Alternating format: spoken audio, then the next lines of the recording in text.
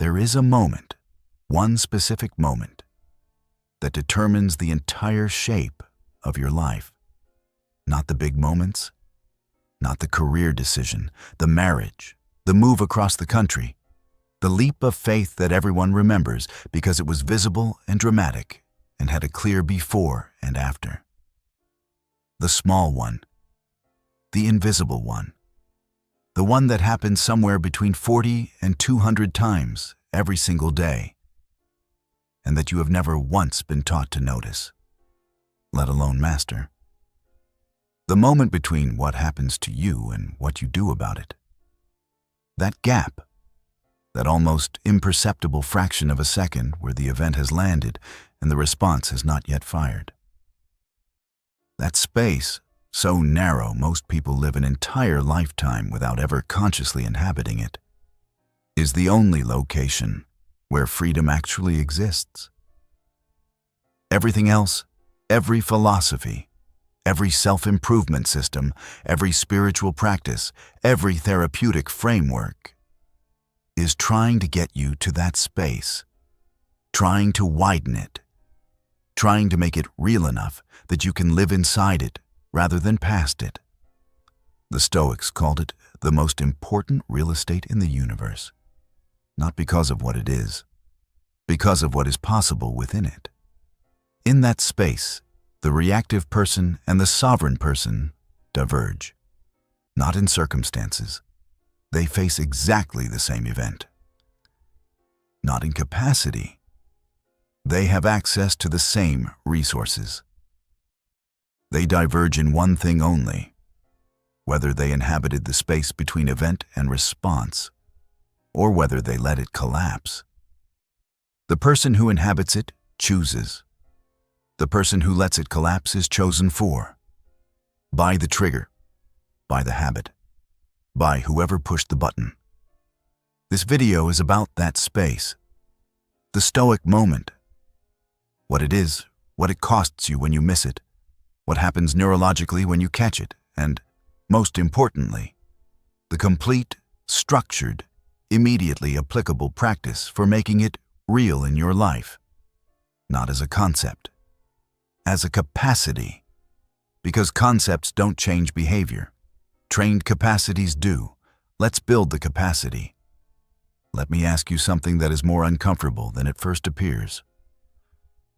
When was the last time you made a fully deliberate choice? Not a choice in the abstract. You are making choices constantly, in the technical sense. Every action is a choice. Every word spoken, every message sent, every tone adopted in a conversation is, technically, a choice. But a fully deliberate choice. A choice preceded by genuine awareness of the alternatives, genuine consideration of what your values and your better judgment would recommend, and genuine selection from that considered place, rather than from the automatic firing of the most grooved, most habitual, most immediately available response. Most people, if they are honest, cannot remember the last time they made a choice like that in any domain of ordinary life. Not because they're not thoughtful people. Because the conditions required for fully deliberate choice, awareness of the moment, access to the considering faculty, the pause that makes selection possible, are almost never present by default in the lives most of us are living. The default is the reaction, the triggered response, the automatic. You receive an email with a sharp tone and your shoulders tighten before you've consciously processed the content. You walk into a room where there's low-grade tension between two people, and your body has already adopted a defensive posture before your mind has named the tension. Your partner says the specific phrase that has, over years, come to mean a specific thing to your nervous system. And you respond to what it has always meant, rather than to what was actually said this time. None of these responses are wrong, necessarily. Some of them are accurate. Some of them are even wise, in the sense that pattern recognition built from genuine experience is a legitimate cognitive resource. But they are not chosen. They are fired. And a life composed primarily of fired responses, responses that emerged from habit, from trigger, from the accumulated grooves of 1,000 previous identical moments, is a life that is being lived by the past rather than by the present. The past here, meaning the version of you that developed those patterns. Under different circumstances, with different information, with a different level of maturity, different fears, different needs. That version of you is running your responses right now, in this moment. In the moments of your morning, your workday, your evening, your relationships. Not because you chose to let them, because you were never taught how to stop them. The Stoics called this living according to appearances, allowing the initial impression of an event to dictate the response without examination. And they identified it, with great precision and without any softening, as the primary source of human suffering and human limitation. Not circumstance, not bad luck, not the difficulty of the world. The automatic surrender of the moment between stimulus and response. And here is what makes this both the most serious problem in human psychology and the most tractable. The automatic response is not fate. It is habit. And habits, unlike fate, can be interrupted. The groove can be interrupted. The autopilot can be disengaged. But not by willpower, not by trying harder to respond differently in the moment. The moment, as we'll cover in the neuroscience section, is precisely the worst time to try to override an automatic response through sheer determination. You override it before the moment. You override it through the construction of a deliberate, trained, neurologically embedded practice of catching the space, the Stoic moment, before the autopilot fires. That is what we're building today. To build the practice correctly, you need to understand why the moment collapses in the first place.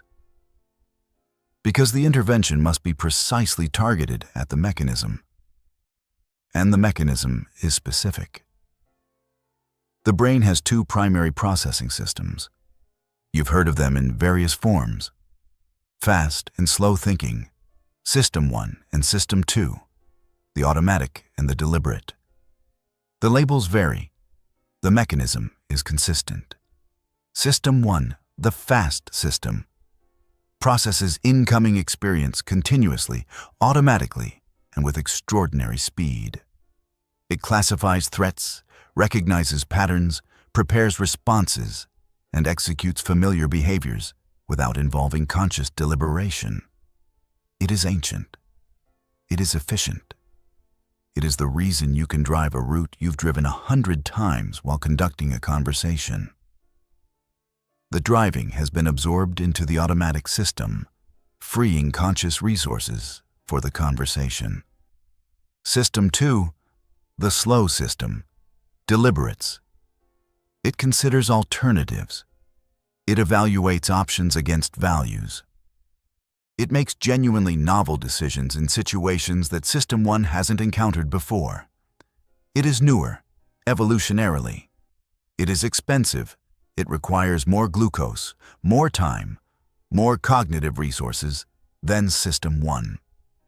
And here is the critical vulnerability. Under stress, under the perception of threat or urgency, System 2 becomes progressively less accessible. The brain, perceiving threat, allocates resources toward fast, automatic, survival-oriented responses. The prefrontal cortex, the anatomical home of System 2, is partially taken offline. The amygdala, the anatomical home of the threat response, takes the wheel. This is why you say the thing in an argument that you regret before you finish saying it. Why the response you're most ashamed of comes out of your mouth before your considered self has even arrived at the scene. the moment of highest emotional intensity, the moment when you most need access to your deliberate, values-aligned, genuinely considered response, is precisely the moment when that access is most compromised. This is not weakness. This is neurobiology, and it has an implication that is both humbling and clarifying. You cannot out-deliberate the amygdala in the moment of its activation. The hardware doesn't work that way. What you can do, what the Stoic practice makes possible, is to widen the gap between stimulus and response before the amygdala fires at full intensity, to build a neurological architecture that inserts a pause, even a small one, even a half-second, between the perception of the threatening event and the full execution of the automatic response. That pause is everything. In that pause, even a degraded system 2 has enough access to ask the one question that changes the output. Is this the response that serves who I am trying to be? The answer, from a partially available prefrontal cortex, is sufficient. You don't need full deliberation. You need enough access to introduce a choice point between stimulus and response. Building that pause, that choice point, that Stoic moment, is what the practice is designed to do. And it does it not by trying harder in the moment, but by training the neural pathway of the pause until the pause itself becomes as automatic as the response it is interrupting. A trained pause, neurologically embedded, available even under stress, that is the goal. And it is achievable. The research is clear. Here's how. The Stoics gave the Stoic moment a name, a structure, and a practice. The name was prosos, attention, self-attention. The continuous, deliberate, trained orientation of awareness toward the interior experience, toward the impression arriving, the evaluation being made, the response being prepared, before the assent that fires the response. But prosos was not a passive observation. It was an active practice with a specific structure. And that structure, the anatomy of the Stoic moment, is what I want to give you now. Because knowing the structure is what makes the practice trainable rather than aspirational.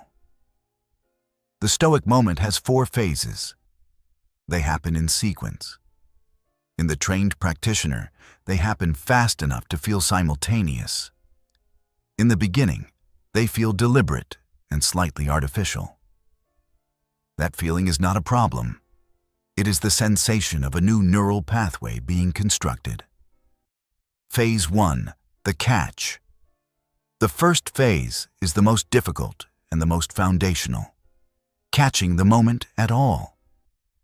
The automatic response happens so fast. The impression, the automatic evaluation, the prepared response. That for most people, in most situations, the sequence is complete before awareness has arrived. You're already speaking, already sending the message, already halfway through the reaction before you realize you're in one. The catch is the practice of moving awareness upstream, of noticing not the response, but the impression arriving. Not the anger, but the moment before the anger. The specific physiological sensation, the specific cognitive shift, the specific quality of attention that precedes the full escalation. Different people have different early warning signals. For some, it's a tightening in the chest. For others, a rising heat in the face or the back of the neck. For others, a specific quality of mental acceleration.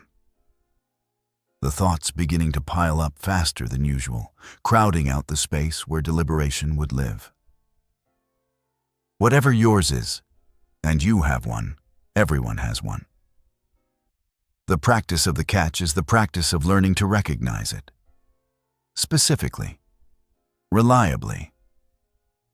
Early enough in the sequence that the pause is still possible. The catch cannot be trained in the moment of highest intensity. It must be trained in the lower intensity versions, the minor irritations, the small frustrations, the everyday moments where the automatic response fires and you notice it only after, wondering where it came from. Notice it there, in the small moments. Because the neural pathway you build in the small moments is the same pathway that will be available, in a diminished but usable form, in the large ones. Phase 2. The naming phase 2 is neurologically powerful and often underestimated because it is so simple. After the catch, after the early warning signal has been recognized, you name what is arriving. Not for anyone else, internally, 1 or 2 words. Anger, defensiveness, fear, the urge to shut down, the familiar pattern. This is not analysis. It is identification. And the act of identifying a feeling, naming it specifically, has a measurable, replicated, neurological effect. It reduces amygdala activation. Matthew Lieberman at UCLA confirmed this in a study that has been replicated multiple times. When people identify and label an emotional experience, affect labeling in the research terminology, the prefrontal cortex engages with the experience and the amygdala's activation measurably decreases. Naming it activates the very faculty, the deliberating, considering, values accessing prefrontal cortex, that the emotion was threatening to shut down. And it does so not through argument or reassurance or positive thinking, but through the simple neurological act of a word. The ancient wisdom here is striking. Marcus Aurelius, throughout the Meditations, named his experiences with precision before engaging with them. He did not write, "I am upset." He wrote, "There is the impression of something worth being upset about." The naming was always specific, always observational, always creating the slight distance between the impression and the assent. He was, without knowing the neuroscience, doing affect labeling every time. The practice: when the catch happens, when the early warning signal fires, give the experience one specific name. Not a story about it, not an analysis. One name, said internally, clearly. That name is the bridge between the catch and the next phase. Phase 3, the question. Phase 3 is where the Stoic philosophical tradition enters directly. After the catch and the naming, after you have identified what is arriving and created the slight neurological space, you ask one of 3 questions. Not all 3, the right one for the moment. And you will, with practice, develop an instinct for which question the moment requires. Question 1. The values question. Is the response I'm about to give an expression of who I am trying to be? This is the question for the moment when the automatic response is wrong by your own standards. When what you're about to do contradicts the person you have examined and chosen to become. When the snap is forming in your throat and the person you're snapping at doesn't deserve it, and you know it before you speak. The values question interrupts the automatic by inserting the identity, by making the response a vote on your character rather than a discharge of your current emotional state. Question 2. The information question. What does this situation actually contain, separate from what I'm feeling about it? This is the question for the moment when the automatic evaluation may not be accurate. When the impression has been classified as threatening or contemptuous or dismissive, and that classification may be the product of history rather than evidence. The information question creates a brief epistemological check. It asks the mind to separate what happened from what you're feeling about what happened. Not to invalidate the feeling. To verify whether the feeling is an accurate response to what actually occurred. Question 3. The cost. Question: what will this response cost me? And is that a price I'm willing to pay? This is the question for the moment when the automatic response would feel satisfying in the short term and damaging in the medium term. When the thing you want to say is honest and aggressive and would land hard, and you would feel, in the moment of its landing, something that resembles justice. The cost question makes the trade explicit. It doesn't prevent you from making the choice. It makes you make it with open eyes, aware of what you're exchanging and why. One of these three questions. In the phase 3 pause, before the response is given. The question is not a delay tactic. It is a genuine inquiry, conducted in good faith, in the few seconds that the catch and the naming have made available. And the response that follows the genuine inquiry, whatever that response is chosen rather than fired. Phase 4. The chosen response. Phase 4 is where the practice becomes the life. The chosen response is not necessarily different from the automatic one. Sometimes the automatic response was exactly right. The anger was proportionate, the assertion was necessary, the boundary was appropriately stated. The Stoic practice is not the elimination of strong responses. It is the elimination of unchosen ones. The response that follows the question, the response chosen rather than fired, is different in quality even when it is similar in content. It carries a different energy. It does not have the quality of discharge that the automatic response has. It does not escalate the way the automatic response escalates. It does not leave residue, the regret, the shame, the wondering whether you handled it correctly, that the unchosen response leaves, because you know you handled it correctly, not because the outcome was good, because the choice was yours. This is the specific experience that the Stoic tradition is pointing at when it talks about sovereignty. Not the absence of strong feeling, not the absence of decisive action. The specific, unmistakable, deeply satisfying experience of having acted from your own center rather than from the trigger. That experience, repeated, accumulated, evidenced, changes a person. Not through inspiration, through the compound interest of 1,000 small moments of genuine choice. The Stoic moment practice sounds straightforward in the abstract. In the specific conditions of actual life, there are 7 situations where people consistently fail to catch the moment, and where knowing the failure mode in advance is the only reliable way to avoid it. Situation 1. The familiar trigger. The trigger that has been firing the same response for years has a deeper groove than any other. The more familiar the trigger, the more automatic the response, the shorter the gap, approaching zero, between the stimulus and the reaction. The familiar trigger requires a different intervention, not catching it in the moment. The groove is too deep and too fast, but working on the trigger response pattern outside the moment. In the nightly review, in the deliberate examination of the pattern when you are calm and the trigger is not present, map it, name it, understand what it is activating and why. The groove cannot be interrupted in the moment of its fullest acceleration. It can be interrupted by understanding its architecture from the outside and constructing a deliberate alternative in advance. Situation 2. The accumulated day. By the end of a day that has been relentlessly demanding. Decision-heavy, emotionally taxing, cognitively depleting. The System 2 resources are genuinely diminished. The prefrontal cortex is fatigued. The capacity for the catch is lower than it was at 8 a.m.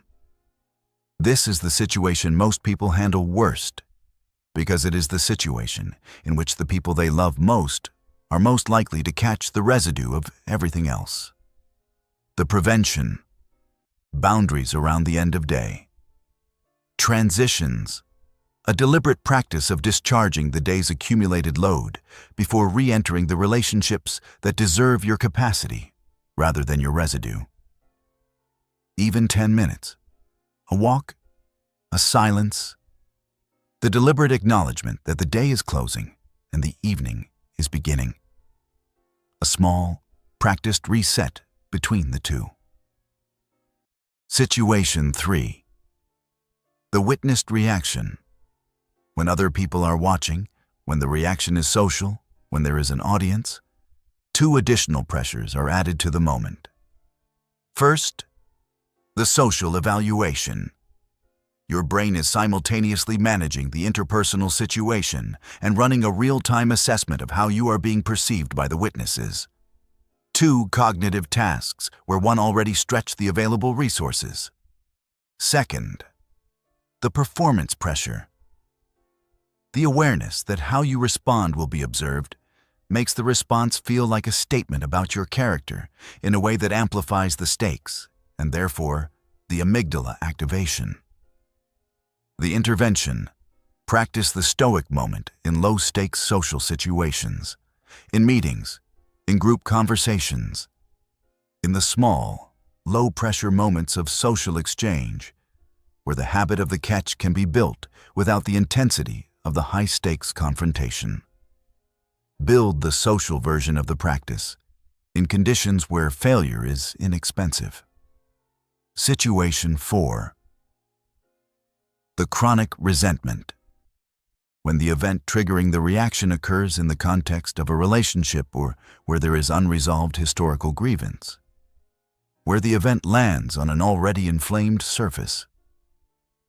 The baseline activation is higher, and the gap is narrower before the event even occurs.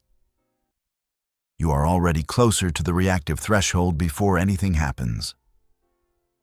This situation cannot be addressed in the moment of the triggering event. It must be addressed in the relationship, through the deliberate, honest, stoically approached navigation of the underlying grievance, when neither party is currently triggered. The Stoic moment practice, in the context of chronic resentment, is insufficient without the relationship work that addresses the source of the inflammation. Situation 5. The identity threat. When the event challenges something fundamental about how you see yourself, your competence, your integrity, your status, your worth. The amygdala response is among the most intense available. Because the threat is being processed not as a social discomfort, but as an existential one.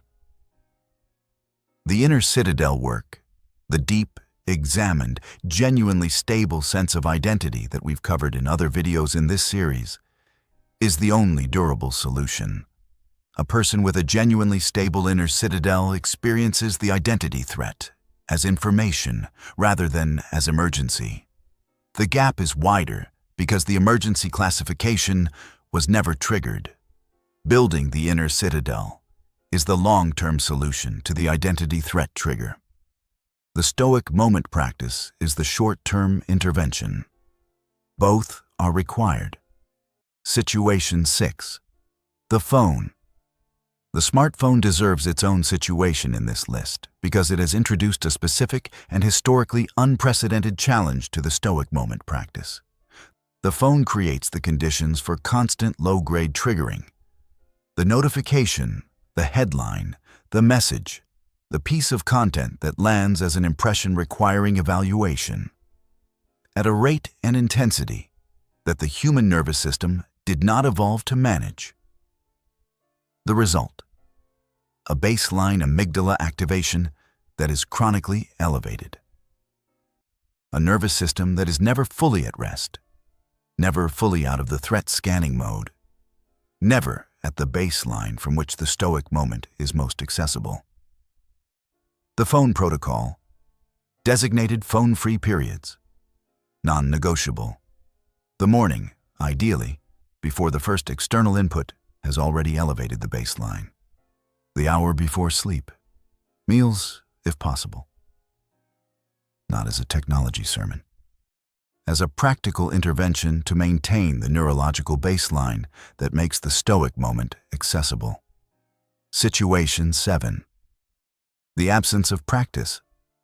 The most common failure mode and the most honest. The Stoic moment is a trained capacity, and trained capacities atrophy without practice. The person who reads about the practice and feels the truth of it and intends to apply it and does not deliberately, regularly, structurally practice it will find, in the high-intensity moment, that nothing is there. Not because they lack the understanding, because understanding is not the same as trained capacity. And trained capacity requires practice that is regular enough, structured enough, and deliberate enough to build the neural pathway that makes the pause automatic. That practice is what Part 5 provides. The Stoic moment is trained in 3 contexts: the daily preparation, the real-time practice, and the evening consolidation. All 3 are required. None of them can substitute for the others. Context 1. The morning preparation, 10 minutes. The morning practice is perspective. It prepares the Stoic moment before the moments arrive. Begin with 5 minutes of stillness, not meditation in the formal sense unless that is already your practice. Stillness, the deliberate absence of incoming stimulus, the deliberate withdrawal from the reactive mode that the phone and the morning news immediately install. In that stillness, run through the day's anticipated trigger points, not to dread them, to prepare for them. Who are you likely to encounter today who activates the automatic response? What situations are on the schedule that have historically collapsed the gap? What is the emotional terrain, the accumulated fatigue, the unresolved tension, the pre-existing pressure that you are bringing to the day? Name the 3 most likely trigger situations, and for each one, run a brief mental rehearsal of the Stoic moment. The catch, the naming, the question, the chosen response, not the ideal response. You cannot predict the content accurately enough for that. The practice of the pause, the experience of seeing the trigger arrive, feeling the early warning signal, naming it, asking the question, and then choosing, in your imagination, before the moment, so that when the moment arrives, it is not your first time. This is the Stoic implementation intention, the pre-committed practice that Marcus Aurelius was doing every morning in the Meditations. The day does not find you unprepared. The triggers do not find you unready. Context 2.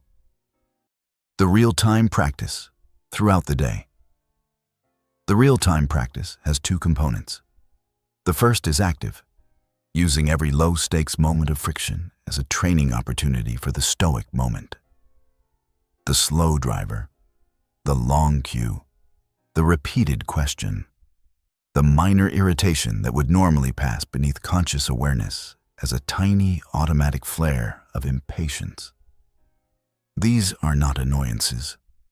They are training reps. The moment of friction arrives. The early warning signal fires, however faintly, and you practice the catch, the naming, the question. The question in these small moments can be as brief as, "What do I actually want to do with this?" said internally in half a second. Just enough to insert the choice point. Build the reflex in the small moments. The reflex that exists in small moments is the same reflex, weaker but present in the large ones. The second component is reactive. The commitment to the one-breath rule in every high-stakes interaction. Before you respond to anything that has emotional weight, before you send the reply to the sharp email, before you respond to the comment that activated the defensiveness, before you answer the question that landed in a way that feels like criticism, one breath, deliberate, long enough to feel, not a dramatic pause, not a performance of considering. One breath. And in that breath, the question. That is the full real-time practice. Active training in low stakes. One breath in high stakes. Context 3. The evening consolidation, 10 minutes. The evening practice is retrospective. It builds the capacity by extracting the lessons from the day's actual performance. 3 entries. In writing, honest. Entry 1. The moment I caught. Name one specific situation today where the Stoic moment happened. Where the catch occurred, the naming worked, the question was asked, and the chosen response followed. Be specific. What was the trigger? What was the early warning signal? What question did you ask? What was the chosen response? This entry is not congratulation. It is documentation, filing the evidence that the capacity exists and can be accessed. Building the neural narrative, the story you tell yourself about who you are. That supports the practice. Entry 2. The moment I missed. Name one specific situation where the gap collapsed, where the automatic response fired before the catch was possible, where you were already in the reaction before awareness arrived. Do not be harsh here. Observe. What was the trigger? At what point in the sequence did awareness arrive? Was the early warning signal present? If so, at what intensity? Too faint to catch. Overwhelmed by the intensity of the moment? This entry is calibration. It teaches you your specific failure modes, the specific triggers, the specific conditions, the specific circumstances where the gap is narrowest and the catch is hardest. That map is the most valuable information available for improving the practice. Entry 3. The correction. One implementation intention for tomorrow. Specific, based on the missed moment. Tomorrow, when the specific trigger from entry 2 arrives, I will the specific catch behavior before I respond. 1. Specific, pre-committed. That is the complete training structure, morning preparation, real-time practice, evening consolidation, 10 minutes plus 1 breath plus 10 minutes, 20 minutes and 1 breath per day applied consistently over weeks, builds a capacity that no amount of reading, no amount of insight, no amount of inspired intention can produce. Because the capacity is in the practice, not the understanding. Let me close with what changes when the Stoic moment becomes real. Not what changes in philosophy, not what changes in how you think about your life. What changes in the experience of actually living it. The relationship where your worst self used to show up most consistently. It becomes the relationship where your best self shows up most consistently. Not because the other person changed. Because you are no longer handing them the trigger and letting them pull it. Because the response they receive from you is chosen rather than automatic. Because chosen responses build relationships differently than automatic ones. They build trust. They build genuine intimacy. They build the specific experience of being with someone who is actually present to you rather than present to their own internal weather. The professional situation where you were most likely to say the thing you regret or avoid the thing that needed to be said. It becomes the situation where you are most effective. Because effective professional behavior is almost entirely a function of the quality of your responses under pressure. And the quality of your responses under pressure is almost entirely a function of whether the gap between trigger and response is inhabited or collapsed. And the interior experience, the one that is hardest to describe and most significant to live, changes most of all. The person who lives primarily in reaction experiences their life as something that happens to them. Events arrive, Responses fire, outcomes accumulate.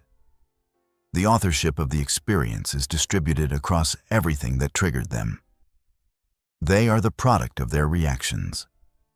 The person who lives primarily in the Stoic moment experiences something different. Not a life without difficulty. The difficulty is the same. Not a life without feeling. The feeling is the same. A life that is theirs.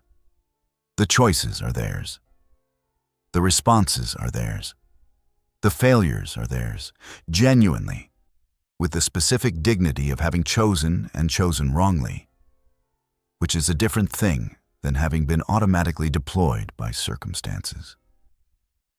And the successes are theirs, not products of luck or of the absence of difficulty, but of having met real situations with genuine, examined, deliberate response. That life, the life in which the Stoic moment is real and accessible and inhabited, is what Marcus Aurelius was building in those private pages, what Epictetus was teaching in the gymnasium at Nicopolis, what Seneca was writing toward in every letter to Lucilius. Not a perfect life, not a life without loss or failure or genuine hard things, a sovereign one, a life lived from the inside out rather than the outside in. That life is available, right now, in the next moment of friction that your day provides. The gap is there. It has always been there. You just have to learn to live in it. Before you close this, one sentence in the comments. The most honest one you can write. The situation where I most consistently miss the Stoic moment, where the gap always seems to collapse before I can catch it, is blank. Name it, specifically. Because naming your specific failure mode is the first act of the evening consolidation practice. You are doing the work right now in this comment box, whether you realize it or not. And this channel, this specific community, is full of people mapping the same territory, doing the same work, building the same capacity in the same honest, unglamorous, compound interest way. That community matters, and your named failure mode contributes to it. Subscribe if you haven't. This channel exists for the person who is done reading about better responses and ready to build the neurological architecture that makes them possible. And if you want the foundational inner citadel work, the identity framework that makes the Stoic moment most accessible when the pressure is highest, that video is right here. The gap is real. The practice is available. The life on the other side of mastering it is yours. One breath. Start there.